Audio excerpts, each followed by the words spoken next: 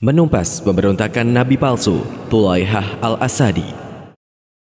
Thulaihah bin Khuwailid bin Naufal bin Adlah al-Asadi mengaku sebagai Nabi sejak Rasulullah masih hidup. Bersama kaumnya, Bani Asad, dia pernah menemui Rasulullah di Madinah pada tahun ke-9 Hijriah. Dia merupakan orang ketiga yang mengaku sebagai Nabi setelah Al-Aswad al-Unsi dan Musailamah. Ketika rombongan itu tiba di Madinah, mereka mengucapkan salam kepada Rasulullah dan berkata, "Kami mendatangimu untuk bersaksi bahwa tidak ada Tuhan selain Allah dan kamu adalah hamba dan Rasul-Nya. Kamu tidak diutus kepada kami dan orang-orang di belakang kami." Kedatangan rombongan Bani Asad disertai dengan turunnya firman Allah surat Al-Hujurat ayat ke-17.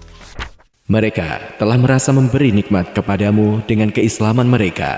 Katakanlah, janganlah kamu merasa telah memberi nikmat kepadaku dengan keislamanmu. Sebenarnya Allah dialah yang melimpahkan nikmat kepadamu dengan menunjuki kamu kepada keimanan jika kamu adalah orang-orang yang benar. Sekembalinya dari Madinah, Thulaihah menjadi murtad dan mengaku sebagai nabi. Dia membangun pasukan militer yang dipusatkan pada Sumairah, sebuah wilayah berada di negeri mereka. Kisah tentang murtadnya Thulaihah ini berawal ketika dia dan kaumnya sedang dalam perjalanan. Mereka kehabisan air dan mulai kehausan.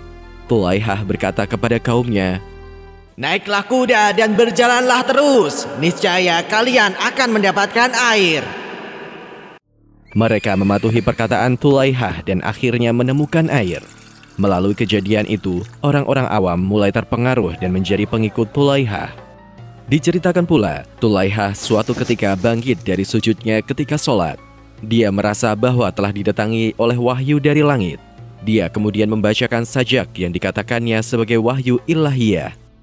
"Demi burung dara, burung merpati, burung hantu yang berpuasa, dan telah berpuasa sebelum kalian bertahun-tahun. Sungguh kerajaan kami akan melampaui Irak dan Syam." Dari waktu ke waktu, Thulaihah semakin berbangga diri dan merasa kekuatannya semakin besar. Rasulullah yang telah mendapatkan laporan tentang sepak terjang Thulaihah mengirim Diror bin Al-Azwar untuk memeranginya. Namun, upaya Diror masih belum berhasil. Thulaihah telah mendapatkan bantuan yang sangat besar dari kabilah Asad dan Ghatafan. Hingga Rasulullah wafat, masalah Thulaihah masih belum terselesaikan. Khalifah Abu Bakar memasukkan Thulaihah dalam daftar target operasi kampanye militer Perang Riddah. Secara khusus, Khalifah menunjuk sang pedang Allah, Khalid bin Walid, sebagai panglima operasi militer menghadapi Thulaihah. Ketika Khalifah Abu Bakar mengangkat Khalid bin Walid, beliau berkata, "Aku mendengar bahwa Rasulullah bersabda, sebaik-baik hamba Allah dan saudara keluarga adalah Khalid bin Walid. Dia adalah pedang Allah yang dihunus oleh Allah atas orang-orang kafir dan munafik." Pada saat mulai menggerakkan kontingen dari Zi al-Qisas, Khalid bin Walid berjanji kepada Khalifah Abu Bakar bahwa ia akan menemui Thulaihah dari arah Khaybar dengan para pemimpin yang menemaninya. Thulaihah sendiri telah mengumpulkan dukungan dari beberapa pihak. Selain Bani Asad dan Ghatafan, dia juga mendapatkan dukungan dari Bani Abs, Zabian, Jadilah, dan Ghaud. Sebelum memutuskan aksi militer untuk Thulaihah, Khalifah Abu Bakar telah menempuh jalur diplomasi. Beliau mengirimkan Adi bin Hatim dan memberikan perintah, "Susulah kaummu, jangan sampai mereka bergabung dengan pasukan Thulaihah yang akan menyebabkan kehancuran mereka." Adi bin Hatim bergegas menemui kaumnya, Bani Ta'i, memerintahkan mereka berbaiat kepada Khalifah Abu Bakar dan kembali ke jalan Allah. Perintah Adi bin Hatim ini ditanggapi dengan ejekan oleh Bani Ta'i. Mereka berkata, "Kami tidak akan berbaiat kepada anak unta kecil, yakni Abu Bakar."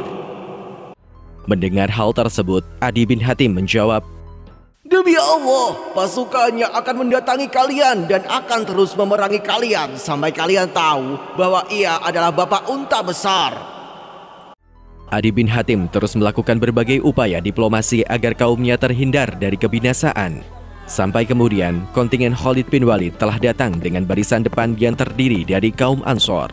Khalid mengutus Sabit bin Arqam dan Ukaisyah bin Muhson untuk mengintai pasukan musuh. Dalam pengintaian tersebut, mereka bertemu Hiyal, keponakan Thulaihah, dan berhasil membunuhnya. Thulaihah yang mengetahui keponakannya tewas keluar bersama saudaranya, Salamah. Dia kemudian berhasil menemukan keberadaan Thabit dan Ukaisah. Sempat terjadi perkelahian dan berakhir dengan gugurnya 2 anggota pasukan dari Ansor tersebut. Khalid bin Walid segera menggerakkan kontingennya menuju Bani Tha'i. Adi bin Hatim menemui Khalid dan meminta menunda aksi militer untuk sementara waktu. Berilah aku waktu 3 hari. Mereka telah memberiku waktu sampai mereka mengutus kepadaku orang yang akan bergegas ke Tulaihah sampai mereka kembali. Mereka takut jika mereka mengikutimu, Tulaihah akan membunuh orang yang pergi menemuinya. Ini lebih kamu senangi daripada mempercepat mereka ke api neraka. 3 hari kemudian, Adi bin Hatim menemui Khalid bin Walid dengan membawa 500 orang dari mereka yang telah kembali ke jalan Allah. Mereka bergabung dengan kontingen Khalid bin Walid dan bergerak menuju Bani Jadilah. Di wilayah Bani Jadilah, Adi bin Hatim kembali meminta waktu kepada Khalid bin Walid. Wahai Khalid, berilah aku beberapa waktu sampai aku mendatangi mereka. Semoga Allah menyelamatkan mereka sebagaimana Allah menyelamatkan Al-Ghawt. Adi bin Hatim mendatangi Bani Jadilah dan berada di sana sampai mereka mengikutinya. Hingga akhirnya Bani Jadilah kembali kepada Islam dan bergabung dengan pasukan Khalid bin Walid. Setidaknya terdapat 1000 pasukan berkuda yang memperkuat kontingen pasukan Khalid.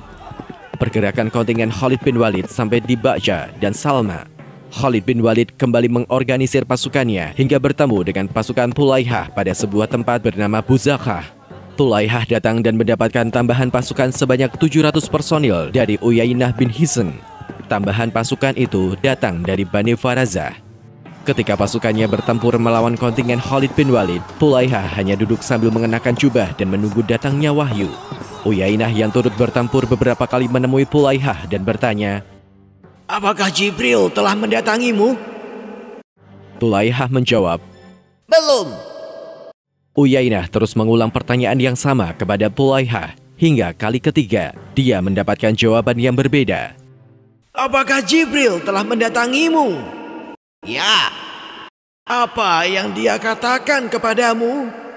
Ia mengatakan kepadaku bahwa kamu punya batu besar seperti batunya, dan kamu punya ucapan yang tidak akan kamu lupakan. Mendapatkan jawaban seperti itu, maka Uyainah membalas ucapan Tulaihah. Aku menyangka Allah telah tahu bahwa kamu akan mendapat ucapan yang tidak kamu lupakan. Setelah berbicara seperti itu, Uyainah kembali ke medan pertempuran dan berkata kepada anak buahnya, Wahai Bani Fazaroh, bubar dan mundurlah. Seketika, anak buah Uyainah mundur dari medan pertempuran dan meninggalkan Tulaihah. Mundurnya anak buah Uyainah berpengaruh banyak terhadap pasukan Tulaihah. Melihat bahwa pasukannya tidak mungkin lagi bertahan, maka Tulaihah segera menyingkir dari medan pertempuran. Dia beserta keluarga dan sisa anak buahnya melarikan diri ke wilayah perbatasan Syria, Arabia. Sedangkan pasukannya telah tercerai-berai. Kabar kemenangan kontingen Khalid bin Walid di Buzakhah segera dilaporkan kepada Madinah. Khalifah Abu Bakar mengirimkan surat kepada Khalid bin Walid agar melakukan pembersihan di Buzakhah. Hendaklah apa yang diberikan Allah kepadamu menambah kebaikanmu dan bertakwalah kepadanya dalam urusanmu. Sesungguhnya Allah bersama orang yang bertakwa dan berbuat baik. Bersungguh-sungguhlah dalam urusanmu. Jangan lembek, jangan biarkan orang musyrik membunuh orang muslim kecuali kamu membalasnya. Khalid bin Walid melaksanakan perintah dari Khalifah Abu Bakar. Selama sebulan, ia menetap di Buzakhah dan menangkapi orang-orang musyrik. Sebagian besar dari orang-orang murtad dan musyrik itu mendapatkan hukuman mati. Tindakan tegas ini terpaksa dilakukan untuk pelajaran bagi klan-klan lainnya yang berpikir akan melakukan pemberontakan terhadap Madinah.